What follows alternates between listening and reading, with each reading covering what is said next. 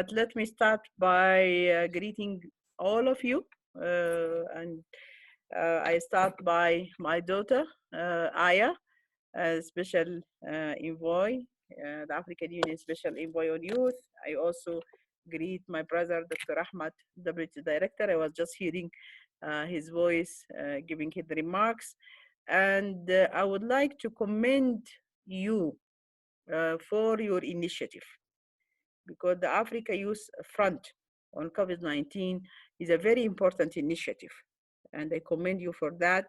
And we commit ourselves as a concerned and mandated department on health issues in Africa, and also on behalf of Africa CDC, that we will be supporting this initiative, because we need you with us. We need the young minds with us. We need you because you will bring to the table the innovative ways of thinking.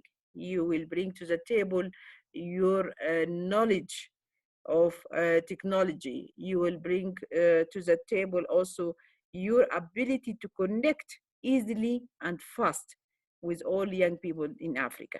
And we need the young people in Africa, girls, boys. We need you to be so much involved in what we are doing right now to fight COVID-19 in Africa. It's a big fight. We need to join our efforts with all of you. We need you as part of our advocacy campaigns to take out our message to the general public in Africa. We need you on the level of the continent. We need you on the level of the region. We need you on the level of the member states, and going down to the grassroots level and the community level. You are so much needed. And we don't want to draw for you the roles that you should play. No, we want to give you the information, to provide you with the data, to give you information about what policies we are implementing now. And I believe Ahmed mentioned it already.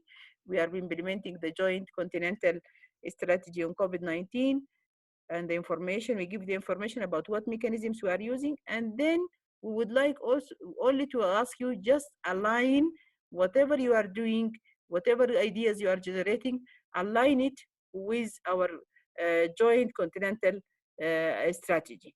And we will be given the support from our side to be part of the implementation of this strategy, whether on individual levels, whether you have formed yourself into societies or civil society organizations, or different entities that you chose to be part of it, and you want to contribute to the mitigation of the harm of COVID-19 on Africa, not only on health sector, but also looking into other impacts, the socioeconomic impact of COVID-19, the impact of the livelihoods of the people, the impact of the jobs. We are expecting loss of jobs, and the economists are predicting that maybe millions of jobs will be lost.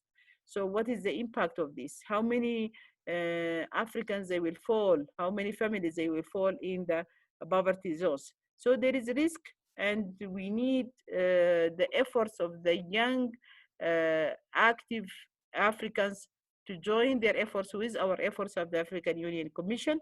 And the efforts of the African Union Commission is led by the highest political structure of the Union. The chairperson of the Union, Excellency President Ramaphosa, is convening meetings after meetings for the Bureau of the Assembly. So far, 4 meetings have been convened, and there is follow-up from the chairperson of the Commission, because the decisions of the Bureau of the Assembly, it goes down to His Excellency Musa Faki, who is leading with us also this fight, and Musa Faki to give us the guidance and the instructions on what to do as Social Affairs Department and as Africa CDC, and how to convene ministerial meetings, and how to mobilize our more resources by the establishment of the fund.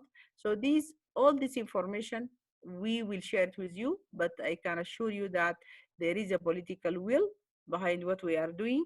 Africa decided to act in solidarity and in unity, and to go for this fight as Africa, as a continent consists of 55 member states, but also they agreed to assign this task to the Africa Center for Disease Control and Prevention. And Dr. John, Dr. Ahmad, Benjamin, and all the staff of Africa CDC, they are working day and night tirelessly to make sure that Africa, more lives will be saved in Africa, less morbidity will have in Africa, less effects and harm and impact of COVID-19 in Africa, trying to learn lessons from what's happening in the rest of the world, and also trying to provide the continent with its needs, like equipments, medical commodities, masks, PPEs, gloves, also looking into the area of diagnostics and supporting member states' capacity, bringing more testing kits, launching initiatives like the initiative launched by the chairperson of the African Union Commission, Excellency Musa Faki, the 1 million test and trace initiative, which is called PACT, Partnership for Accelerating Testing on COVID-19 in Africa. And this initiative is an initiative, the end target is 10 million tests in Africa to be done, led by Africa CDC and also in collaboration with member states. So these are the information we will be happy to share it with you through AYA, through your different platforms, and we are open to any ideas that comes from your side, and you can also give us more ideas on how to implement this continental strategy better, how to make sure that everybody is involved, everybody is on board, and we will do this fight together.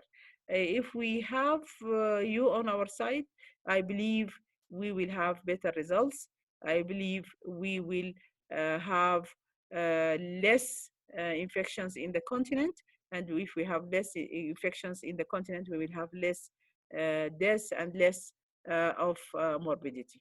I thank you again, and my doors are always open. The doors of the Africa CDC are always open. Aya knows how to find us anytime, and we will be following up the outcomes of this meeting. Thank you very much again to Aya, and thank you to all of you, and have a nice day, because I have to leave you in a few minutes and to rush to another meeting. Thank you very much.